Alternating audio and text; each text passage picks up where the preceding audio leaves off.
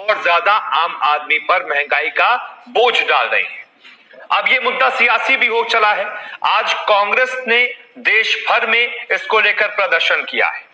खुद कांग्रेस के पूर्व अध्यक्ष राहुल गांधी ने सवाल उठाए और सरकार जबरदस्त विरोध प्रदर्शन करते थे। कहते थे दाम बढ़ाकर जनता पर बोझ मत डालिए, बढ़े हुए दामों को वापस लीजिए।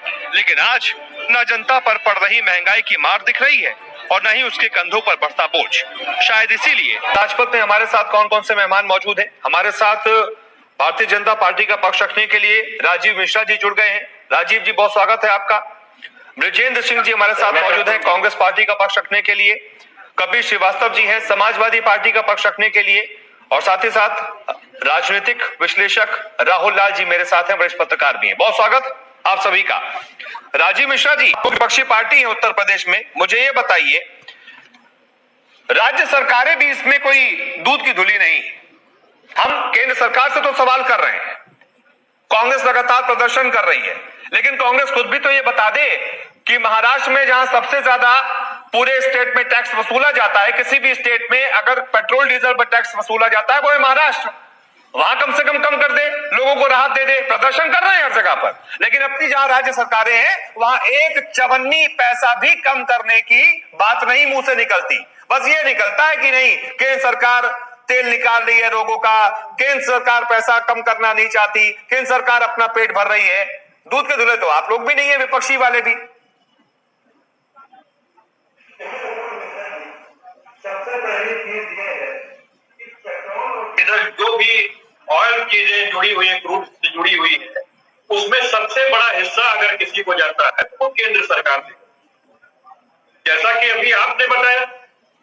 और आप समझिए कि 2014 के बाद 2020 के अंदर, मैं ये मई 2014 के आंकड़े आपको दे रहा हूं, जिसमें जो है वो 9 रुपए 20 पैसे पेट्रोल पे एक्साइज ड्यूटी थी जी, बताया और मैंने।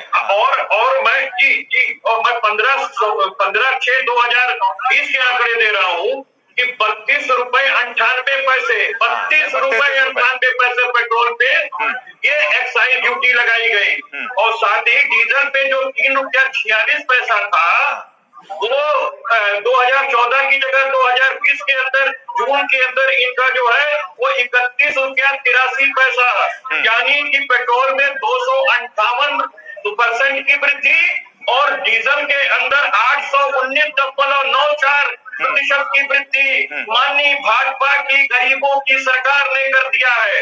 जहां तक रह गई कांग्रेस सरकार या प्रदेश सरकारों की बात, तो निश्चित बेट पे इन लोगों को भी ध्यान देना चाहिए।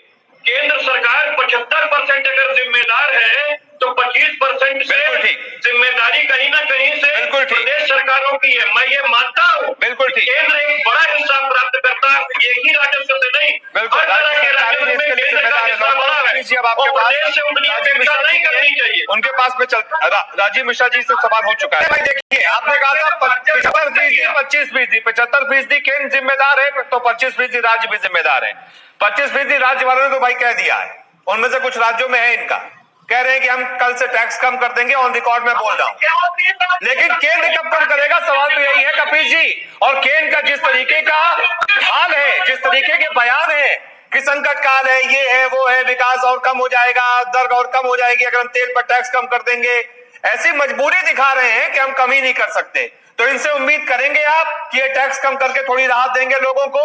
कपिल जी, अपूर्व जी, थोड़ा हमें समय दीजिएगा। बिल्कुल समय लीजिए, आप सबने बोला है, आप भी समय लीजिए। हाँ जी बिल्कुल, अनइंटरप्टेड हमको थोड़ा समय। बिल्कुल बोलिए। मैं सबसे पहली चीज एक बात कहना चाहता हूँ कि भारतीय जनता पार्टी एक बात का नारा सही लगाती है कि मोदी है तो मुमकिन। मोदी जी है इसीलिए मुमकिन हुआ है कि आज पेट्रोल से ज्यादा डीजल के दाम हो गए। दूसरी चीज, मोदी जी एक व्यावसायिक पर्सन है और बहुत अच्छी तरीके से व्यवसाय करते हैं। देश में भले वो प्रधानमंत्री के पद पर बैठे, उन्होंने लाल किले से कहा था कि मैं व्यापारी का पुत्र हूं और ऐसे प्रदेश से आता हूं कि 1-1 रुपए की कीमत जानता हूं। बिल्कुल मैं उनकी बातों से सहमत हूं। इसीलिए इस कोरोना काल के अंदर उन्होंने एक बात कही, उन्होंने ये बड़ी बात कही कि आपदा को अवसर में बदलिए। तो सबसे पहले उन्होंने खुद बदल के दिखाया कि इस आपदा को कैसे वो भारत सरकार के लिए अवसर में बदल रहे हैं। और अप्रैल से मई यानी 2 महीने के अंदर सरकार ने पूरे साल का 16% जो है वो टैक्स उत्पाद शुल्क से कमा लिया है, एक्साइज ड्यूटी से कमा लिया है, यानी कि 40,000 करोड़ रुपए केवल 2 महीने की इनकम, ये राजस्व की शुद्ध इनकम है इनकी। अब आप सोचिए, एक और मिश्रा जी रोना रो रहे हैं कि कोरोना काल है, भयावह स्थिति है, सरकार के लिए बड़ी दिक्कत है। तो ये बताइए, सरकार के लिए अगर वो पैंडेमिक है तो देश की जनता क्या उससे दूर है? सरकार से तो कहीं कमजोर है हमारी देश की जनता। और सरकार तो पाल्य है, वो ईश्वर के समान है, उसकी सत्ता स्थापित है, वो अपने अगर पाल्यों की देख रेख नहीं करेगी तो कौन करेगा? आज जहां आपको जनता के बीच में क्रय शक्ति बढ़ाना चाहिए, उनके हाथों में पावर करना चाहिए, उन्हें पैसे देने चाहिए, तो आप तो कहते हैं कि हम जीडीपी का जो है वो 10% आपको 20 लाख करोड़ रुपए की राहत देती है। यानी आप कहते हैं कि देश गरीब नहीं है, आपके पास रुपए की कोई कमी नहीं है, तभी तो आप 20 लाख करोड़ रुपए की राहत बता रहे हैं कि आपने दे दिया, जो कि गलत रूप से 1 लाख करोड़ का भी इन्होंने राहत नहीं दिया, सब ऋण दिया है और सब बीमा है जो पहले का है। और उसको आप अगर फिर ठोक रहे हैं तो फिर आप ये रोना क्यों रो रहे हैं? एक तरफ आप रोना रो रहे हैं, दूसरे आप दिलेर बन रहे हैं कि 20 लाख करोड़ दे रहे हैं। तीसरी बात कि यूपीए सरकार के समय में हाईएस्ट तेल के दाम 107 रुपए, $107 प्रति बैरल गया था। और ये मैं अपने आंकड़े नहीं बता रहा हूँ, माननीय राहुल गांधी जी ने ट्वीट किया है और उनके कैप्शन पे वो आंकड़े लगे हुए हैं, जो आंकड़े मैं आपको कह रहा हूँ। इसलिए विजेंद्र भाई, 116, 128 की बात नहीं है, ये हकीकत है कि आज भाजपा सरकार कांग्रेस से कहीं ज्यादा फेल है, क्योंकि 60% क्रूड ऑयल का दाम गिर जाने के बाद भी इन्होंने दाम नहीं गिराया है और 269% और 875% की वृद्धि इन्होंने की, और साथ ही साथ लूट का भंडार खोल दिया। विशेष उत्पाद शुल्क 13 रुपए प्रति लीटर इन्होंने लगाया है, विशेष उत्पाद शुल्क, जिसको ये छिपा रहे हैं। तो बड़ी बड़ी अगर बातें आप करते हैं तो कम से कम इस बात का ख्याल रखिए कि आपके बातों से, आपके लच्छेदार भाषा से देश का पेट नहीं चलता है। मन की बात तो आप दुनिया के सारी चीजों पे करते हैं, लेकिन बड़े हुए तेल के दाम पे जनता को की जो मार पड़ रही है उस पे आप मन की बात क्यों नहीं करना चाहते हैं? तो इस बात को पूछिए हमारे माननीय मिश्रा जी। ठीक है, राहुल जी बोलिए। उसके आप लोग ऐसे लड़ेंगे तो ठीक नहीं रहेगा। मैं इसकी अनुमति नहीं दे सकता कि आप लोग आपस में लड़े, अखाड़ा बना दें। ठीक है सर, ठीक है, ठीक है। आपके पास इस बात का जवाब नहीं है राजीव जी, आपके पास इस बात का जवाब नहीं है राजीव जी, इस बात का जवाब नहीं है। मैं आखिरी बार आपसे पूछ रहा हूँ, लोग देख रहे हैं, वो ये जानना चाहते हैं केंद्र सरकार आने वाले दिनों में टैक्स कम करेगी, एक्साइज ड्यूटी इस हफ्ते, आने वाले हफ्ते में।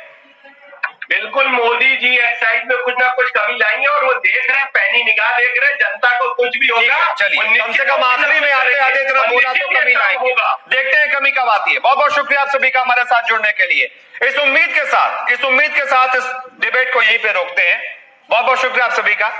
इस उम्मीद के साथ इस डिबेट को यहीं पे रोकते हैं कि जो कहा है बीजेपी प्रवक्ता ने वो होगा भी, क्योंकि बीजेपी कहती है कि हम जो कहते हैं वो करते भी हैं। तो अगर ये कहा है कि आने वाले हफ्ते में टैक्स जो है वो कम होगा, लोगों को राहत मिलेगी, मोदी जी राहत देंगे, तो इस उम्मीद के साथ कि अब दोबारा इस मुद्दे पर हमें डिबेट करके फिर से प्रवक्ताओं पर सवाल ना उठाने पड़े, अपने आप राहत मिल जाएगी।